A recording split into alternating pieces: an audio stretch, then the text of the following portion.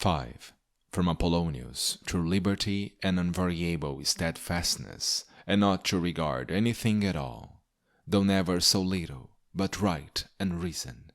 and always whether in the sharpest pains, or after the loss of a child, or in long diseases, to be still the same man, who also was a present and visible example unto me, that it was possible for the same man to be both vehement and remiss,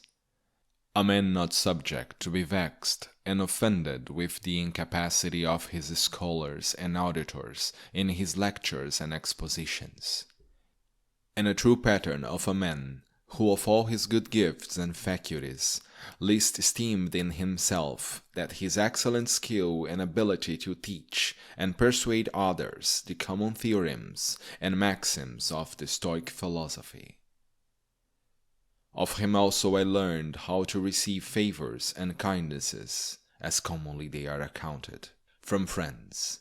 so that I might not become obnoxious unto them, for them, nor more yielding upon occasion than in right I ought,